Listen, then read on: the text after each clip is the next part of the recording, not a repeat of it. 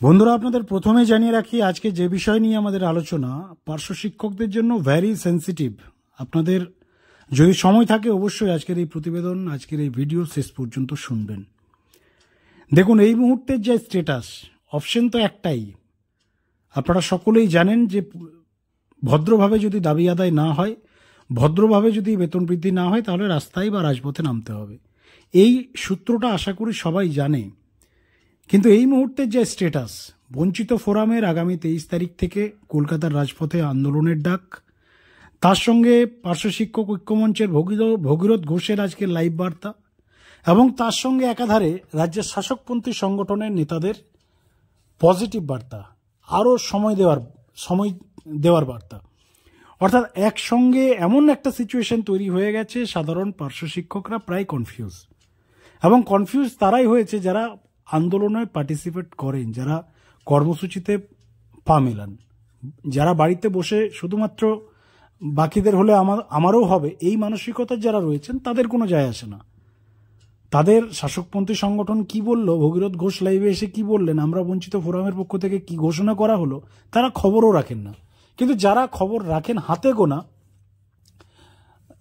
কিছু পার্শ্ব শিক্ষক শিক্ষিকা, যারা সত্যি সত্যি এই পেশার সাথে ডিপেন্ডেড, যাদের এই পেশার সাথে, এই পেশার পারিশ্রমিকেই যাদের সংসার চলে, তারা এই সমস্ত বিষয় নিয়ে এই মুহূর্তে কনফিউজ রয়েছেন। আপনাদের প্রথমে একটা খুব বাস্তব সত্য কথা আমরা জানাচ্ছি বন্ধুরা, পার্শ্ব শিক্ষক এবং পার্শ্ব শিক্ষিকা, মেল এবং ফিমেল, এই দুটি যে ভাগ আমরা বললাম আপনাদের, এই দুটি ভাগ কিন্তু অনেকটা ডিপেন্ডেড এই ভাতা বৃদ্ধি না হওয়ার কারণ। ভাতা বৃদ্ধি এতদিন পর্যন্ত হয়নি। একটা বড় আন্দোলন ঠিকঠাকভাবে কলকাতার রাজপথ বলুন বা জেলা স্তর বলুন, আমরা যখন উপস্থিতি দেখি, লাস্ট 6 ডিসেম্বরের কর্মসূচিরও যদি আমরা এক্সাম্পল দিই, 42-44 হাজারে মাত্র 2001 থেকে 2000 পার্শ্ব শিক্ষক শিক্ষিকা উপস্থিত ছিলেন, এবং বাড়িতে বসেছিলেন প্রায় 42,000। বাড়িতে বসে আমাদের ভিডিও দেখেছিলেন প্রায় 15 থেকে 20 হাজার। তো এই সিচুয়েশনে দাঁড়িয়ে মেল এবং ফিমেল পার্শ্ব শিক্ষক শিক্ষিকার যে কথা বলছি আমরা, দেখুন ফিমেল যারা রয়েছেন, ফিমেল প্যারা টিচারদের মধ্যে 99.99% পার্শ্ব শিক্ষিকার সংসার চালাতে হয় না। তাদের ব্যাকআপ রয়েছে। ব্যাকআপ বলতে তাদের আরও আর্নিং সোর্স, আরও ফ্যামিলি মেম্বার রয়েছে, তাদের হাজব্যান্ড আছে বা আরও কেউ রয়েছে। এটা আমরা যা সার্ভে করেছি, আমাদের কাছে এই রিপোর্ট উঠে এসেছে, যার ফলস্বরূপ তারা, দেখুন, ভাতা বৃদ্ধি হোক এটা সবাই চাই, পার্শ্ব শিক্ষকরাও চাই, যারা 10,000 পাচ্ছে, যারা 13,000 টাকা পাচ্ছে, তারাও চাই যে হ্যাঁ সেটা বাড়ুক। কিন্তু স্ট্রাগল করা, এই বর্তমান দিনে সংসার চালানোর মতো একটা স্ট্রাগল, বাবা মায়ের শারীরিক অসুস্থতা মেনটেন করা, বাচ্চাদের পড়ানো থেকে শুরু করে ফ্যামিলি মেনটেন করা, এই যে সমস্ত চাপটা একা একজন মেল পার্শ্ব শিক্ষককে ফেস করতে হয়, সেটা কিন্তু একজন পার্শ্ব শিক্ষিকাকে ফেস করতে হয় না।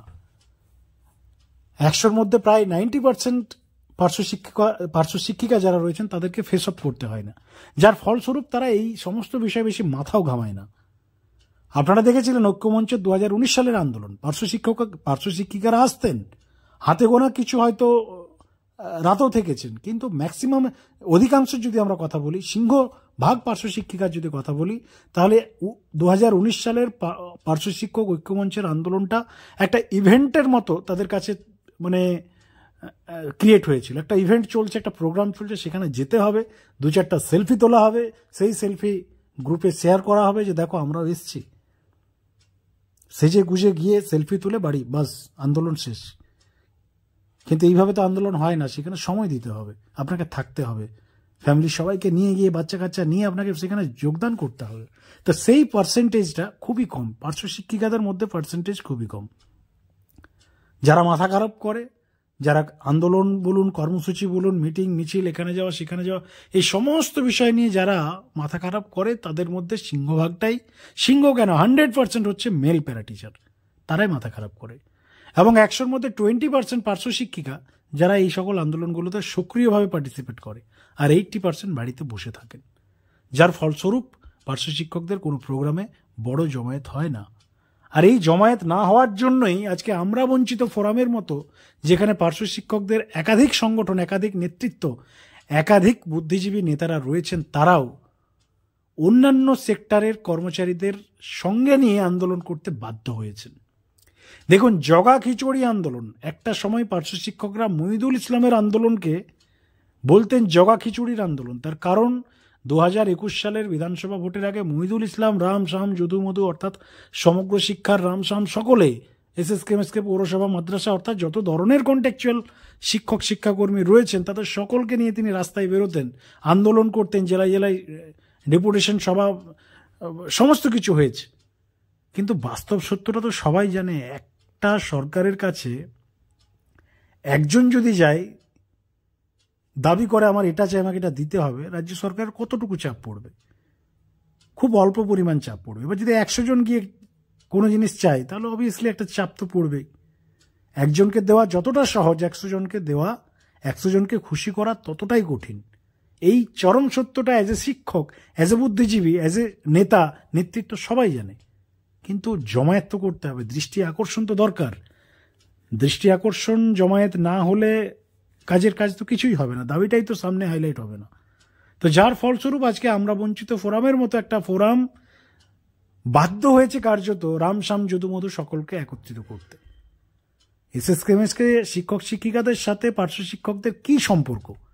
আইনত বলুন, অফিসিয়ালি বলুন, ডিপার্টমেন্ট ওয়াইজ বলুন, কোথায় সমগ্র শিক্ষা, কোথায় শিশু শিক্ষা, আকাশ পাতালের ফারাক।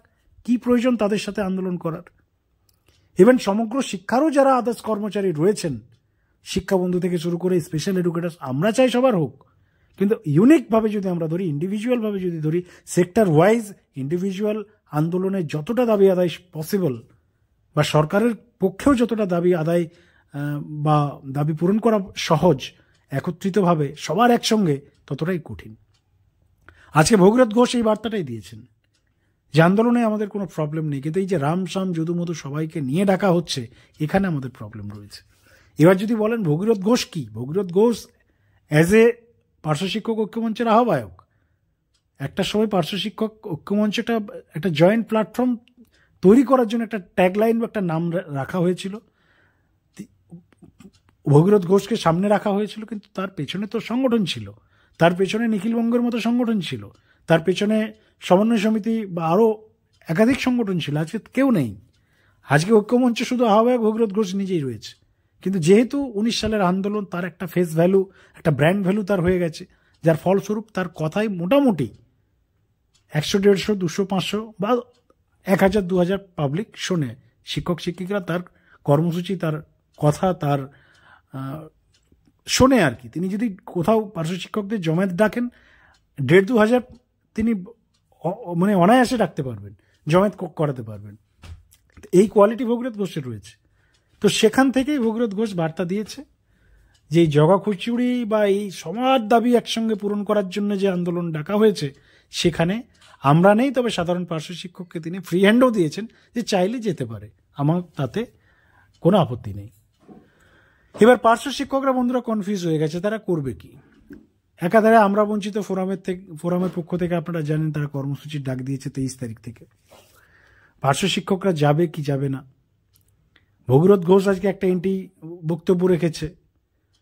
তারপর শাসকপন্থী সংগঠনের নেতারা আপনারা সকলেই জানেন লেগে পড়ে গেছে তারা হাইলাইট করতে যে সব রেডি, ফাইল রেডি, শিক্ষামন্ত্রীর পজিটিভ বার্তা, মুখ্যমন্ত্রীর পজিটিভ বার্তা সব হয়ে গেছে, এবং তাদের রেফারেন্স হচ্ছে আনন্দবাজার পত্রিকা। সরকারপন্থী সংগঠনের রেফারেন্স আনন্দবাজার পত্রিকা। এবার একটা দলের সংগঠনও যদি পত্রিকার খবরের উপর ডিপেন্ডেড হয়, তাহলে তো বলা মুশকিল। তাহলে মানে কি বলবেন, সেখান থেকে বলার কিছু ভাষা নেই। তার কারণ দেখুন, আজ অব্দি সরকারপন্থী সংগঠন মুখ্যমন্ত্রীর সাথে বসতে পারলেন না। মুখ্যমন্ত্রীকে দাবিপত্রটাও সরাসরি ফেস টু ফেস দেখা করে দেওয়ার ক্ষমতা হলো না। তো এই জায়গা থেকে একটা বিষয় তো পরিষ্কার যে এই সংগঠন মানে শাসকপন্থীর সংগঠন হয়ে আর লাভটা তাহলে কি হলো? রাজ্যের সুপ্রিমো যার কথা ছাড়া পাতাও নড়ে না, বা যে একটা দলের বা পুরো প্রশাসন বলুন, পুরো সরকারি মেশিনারি যিনি হেড, যার কথাই চূড়ান্ত কথা, যার সিদ্ধান্তটাই চূড়ান্ত, তার কাছে যদি ঘেঁচতেই পারলো না একটা দলীয় সংগঠন, তাহলে সেই সংগঠন করা আর না করা তো সমান। তো যাক, সেটা একটা আলাদা পাঠ। আমরা আজকে সমস্ত বিষয়টা, সমস্ত সংগঠনের যে গ্রাফ রিপোর্ট আমরা আজকে তুলে ধরলাম, এবার সাধারণ পার্শ্ব শিক্ষকদের বন্ধুরা কি করা উচিত এই মুহূর্তে, যেটা সব থেকে শেষে এসে দাঁড়িয়ে আমাদের প্রেডিকশন বা অন্যান্য রাজ্যে যেভাবে দাবি আদায় হয়েছে বা সাধারণ পার্শ্ব শিক্ষকদের সাথে কথা বলে আমরা যা বুঝতে পেরেছি যে এই মুহূর্তে তাহলে কি করণীয়, তারা কি করবেন? বাড়িতে বসে থাকবেন প্রতিবারের মতো, নাকি আন্দোলনে যাবেন? দেখুন, আন্দোলনে যাওয়া, রাস্তার কর্মসূচিতে যাওয়া, ওই হাতে গোনা বিগত দিনে আমরা 2-4 হাজার দেখেছিলাম, এখানে হয়তো আরও 5-6 হাজার আপনারা ধরে নিতে পারেন। 40,000-এর মধ্যে আপনারা গড়ে 5,000 ধরুন যে রাস্তায় নামার জন্য মোটামুটি প্রস্তুত বা মানসিকভাবে তারা তৈরি আছে। এবার সেই 5,000 কনফিউজ যে তারা কি করবে।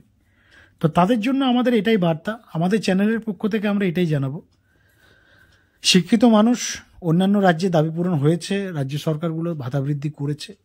পশ্চিমবাংলায় এই মুহূর্তে 2011 থেকে 2025 সাল পর্যন্ত রাজ্যের মাননীয় মুখ্যমন্ত্রী কি করেছেন না করেছেন আপনাদের সবটাই জানা, সিদ্ধান্তটা আপনাদেরই নিতে হবে। আমরা চ্যানেলের পক্ষ থেকে কোনো সাজেশন, কোনো নির্দেশ, কোনো ইনস্ট্রাকশন আপনাদেরকে দিতে পারি না, তাই দিচ্ছি না। তবে এইটুকু আমরা বলবো, বাড়িতে বসে শুধুমাত্র যারা ভাবছেন যে ইউটিউবের খবর দেখে ভাতা বৃদ্ধি হয়ে যাবে, বা শিক্ষামন্ত্রীর সাথে শাসকপন্থী সংগঠনের নেতারা একবার গিয়ে বৈঠক করলে ভাতা বৃদ্ধি হয়ে গেল, তাহলে